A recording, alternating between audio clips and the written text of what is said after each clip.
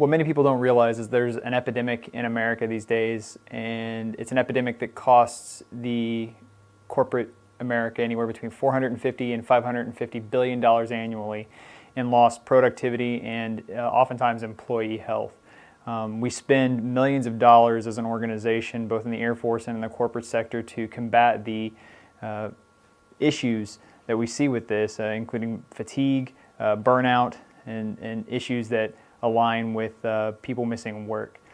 What we don't get is that this issue, this epidemic, can be solved if people just took time out of their day to listen and care and connect with people. We have this epidemic causing issues with suicide in the Air Force.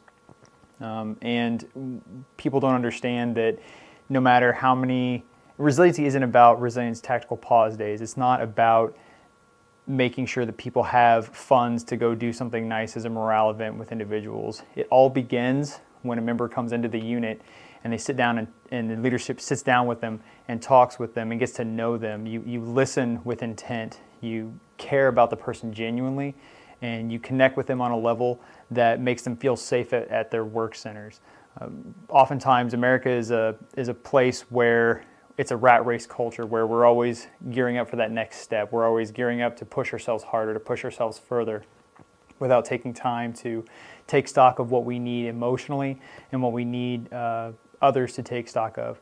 And it becomes an issue when these individuals don't say anything because their leadership doesn't take time to get to know them. When you have more people taking time off, when you have people who struggle with the day-to-day of making sure that they have what they need just to barely function, their focus is internal. It's not external to the taskers that we need everybody to be built around.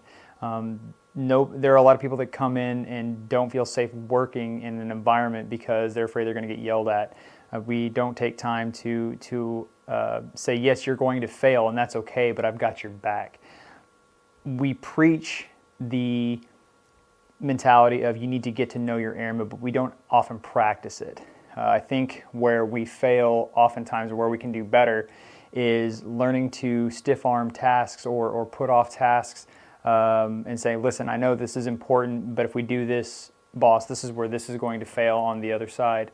We need to make sure that we're taking care of our airmen in a way where we're listening to them genuinely and making sure that they have what they need to function versus pushing them continuously. Set up their goals, listen to them. What do they want? How do they want to develop themselves?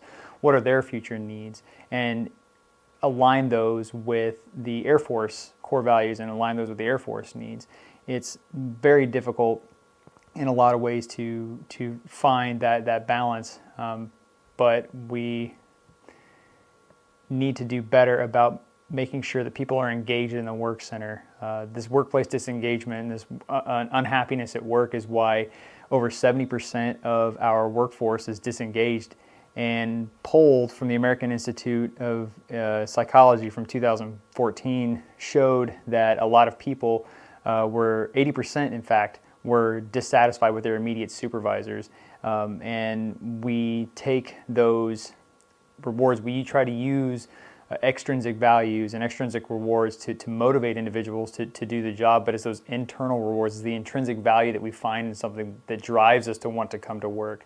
We don't have that anymore in a lot of instances. We need to make sure that we're pushing people up and bolstering their needs, bolstering their wherewithal and their mental health to make sure that we reduce the stigmas of going to mental health, to seek help, finding other ways to connect with people on a different level. That's why in USAFE they've got the Grit and Check 6 program where it's tailored to small group discussions, and I think that needs to start well before Resiliency Tactical Pause Day. It needs to happen well before an individual comes in, right as an individual comes into a unit. It needs to be a baseline mandatory thing. It's a culture change. It's a culture shift that we need to experience and have here. We could save the government, in my opinion, millions of dollars in mental health care costs alone if we just take the time to genuinely listen to people, to care about them, to connect with them. When I was a senior airman at Buckley Air Force Base in Colorado, we were called in one day as we were driving in for operations, and we were told to divert to the base gym. And when we got there, we weren't sure what was going on. We figured it was going to be a squadron-wide urinalysis. But after a few minutes, the commander stood up and said that he was sorry to inform us that they've had a suicide in the squadron. And the individual that he mentioned, I had somewhat known, but the individual didn't make his concerns known initially, that he was struggling through life. He always had a smile on his face, but leadership took that as everything was fine. In fact, we took it as everything was fine.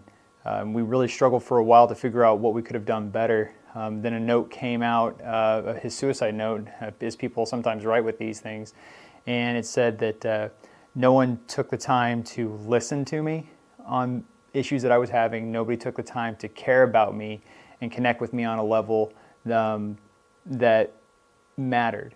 And so when people don't feel that they're safe in their work environment mentally, or they feel like their supervisor or their leader doesn't have their back, we've already lost that battle. It's imperative that we do our best to make sure that we have those individuals' backs, and then we're able to develop them deliberately in a resilience mindset.